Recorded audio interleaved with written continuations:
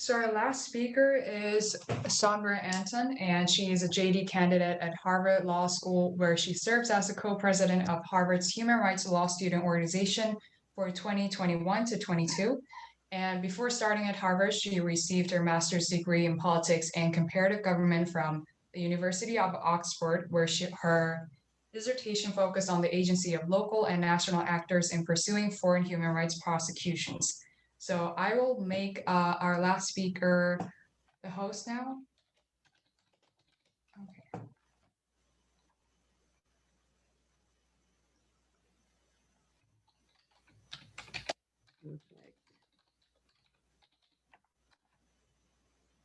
Okay. Hi, everyone.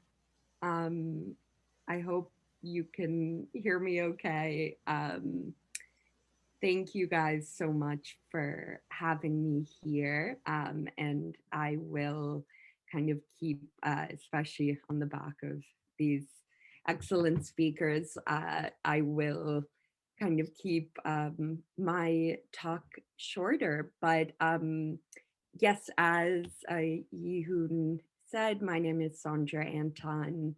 I will be a last year law student at Harvard Law, and am president of Advocates for Human Rights, which we do it's a law student practice organization where we engage in activism and legal representation and project work with a variety of community partners around the world. So a lot of my work that has involved, interaction with refugee and immigrant communities has to do, it's such a broad umbrella, right, to as well say kind of when we talk about what is incorporated into what we think of when we say human rights. At its core, human rights is basic human dignity, basic respect for someone's rights and recognition of their humanity, which is something that is at the core of all of this work that we do.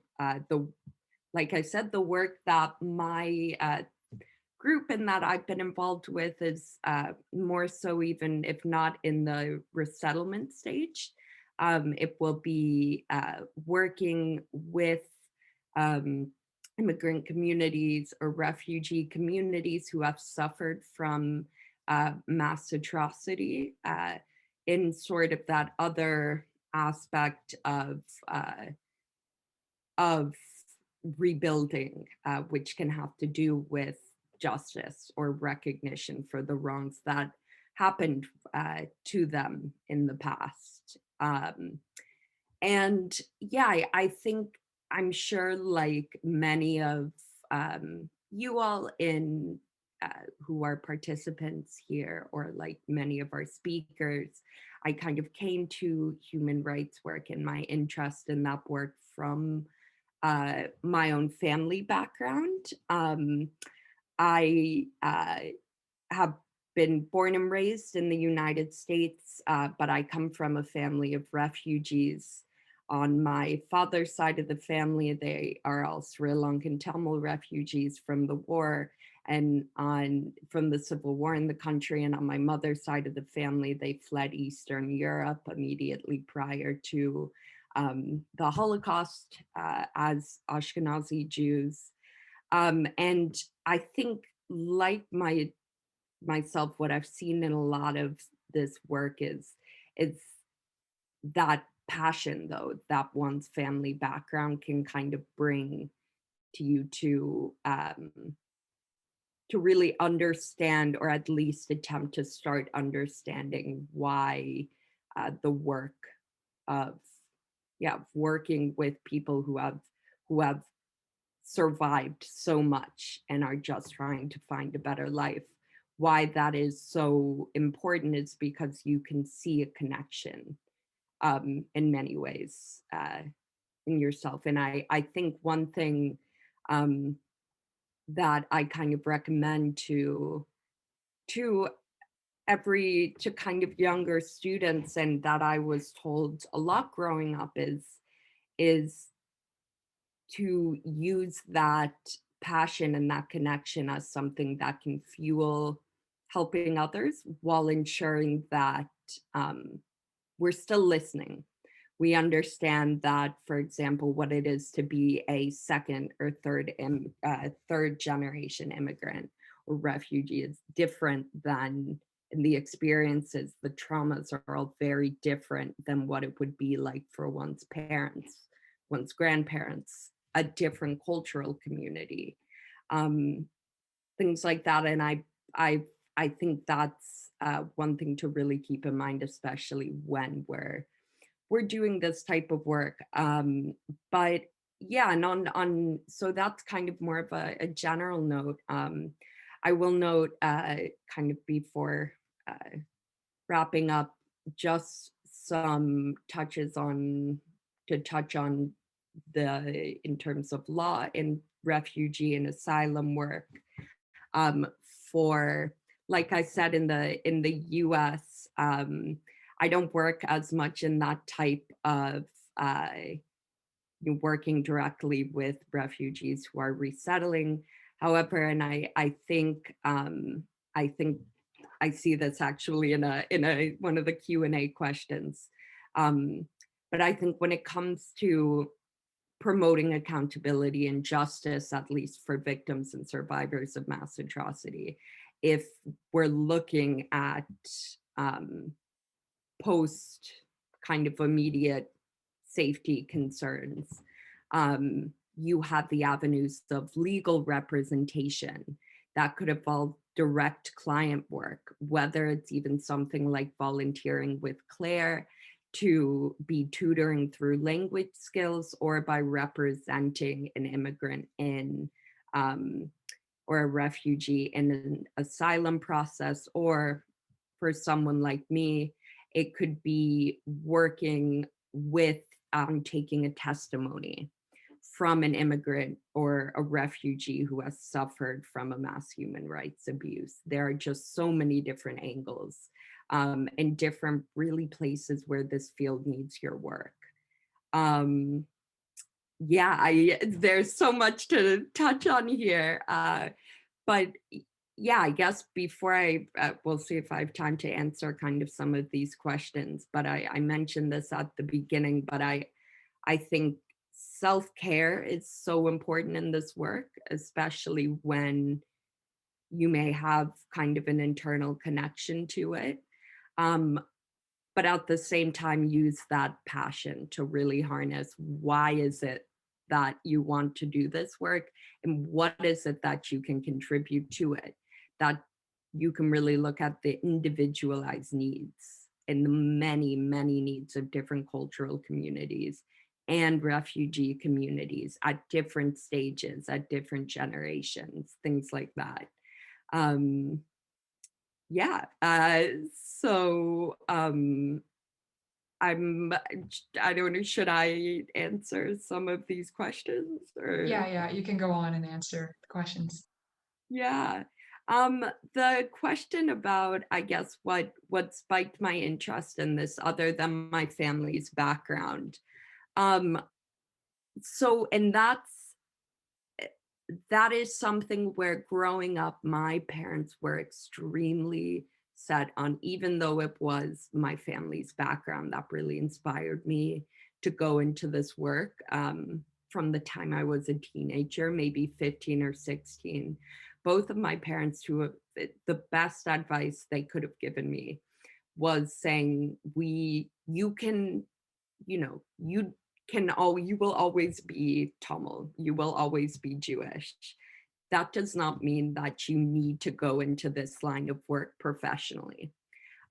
You can advocate for human rights and not be a human rights lawyer. So if you go into this field of work, we want to know that this is something that you deeply care about and are not just doing out of a sense of obligation. And I what I ended up doing was actually going and working in Latin America in undergrad and studying Latin American studies and working with, like I worked with a community of Chilean torture survivors. And it was there, it's when you're working with people from different cultures, for me, where there was this understanding of your story is so different. But I feel how just important, at least how similar and how important these connections are between different cultures. That really kind of where you're able to feel that passion for the work even outside of your own cultural background in that field was extremely important for me.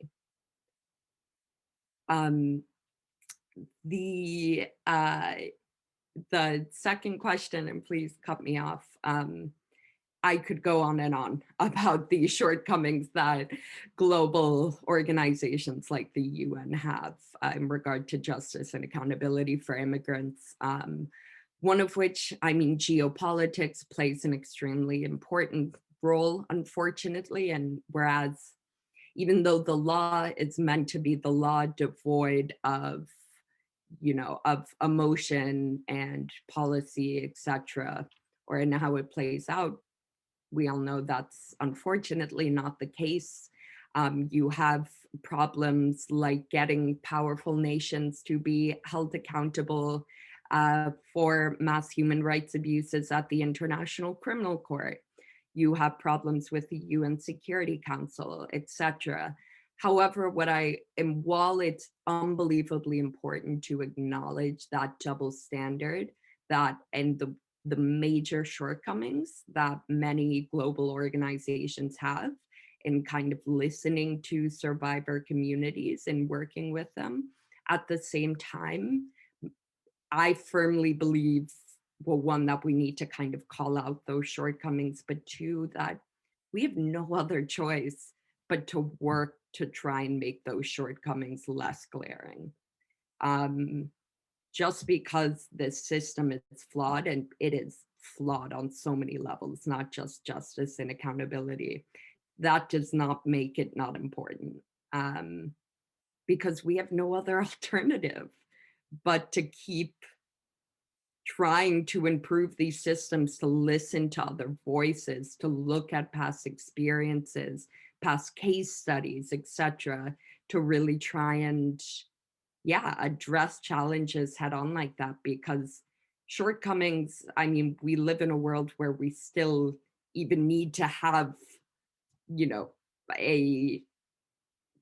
where this is such a pressing issue, there are shortcomings.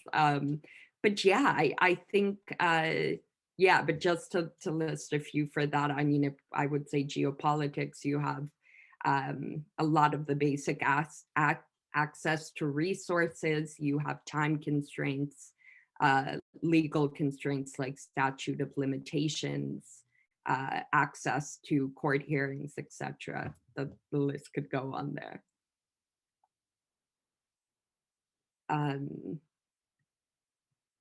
I'm not sure if I should answer the third. Go ahead. Sorry, guys. In law school, oh my gosh. Well, not only as a student in law school, but as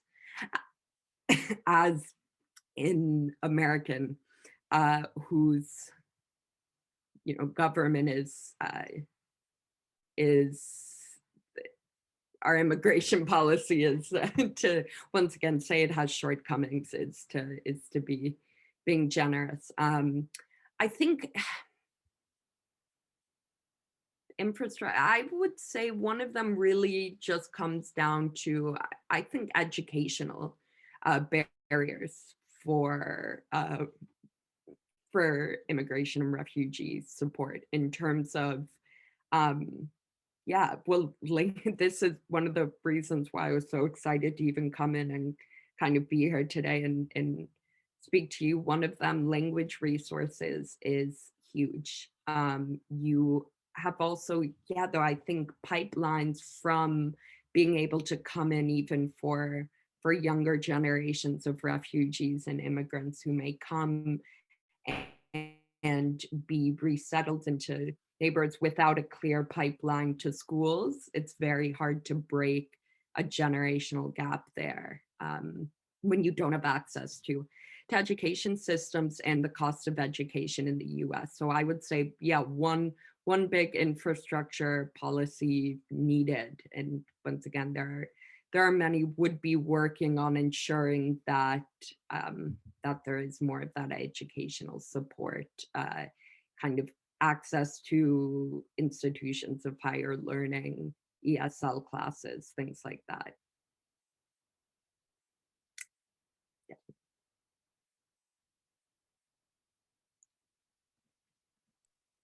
Hi, so thank you so much, Sondra, for sharing your honest opinions as well as your own backgrounds and experience as the co-president of the Law Student Organization, as well as doing the refugee work at Harvard Law School.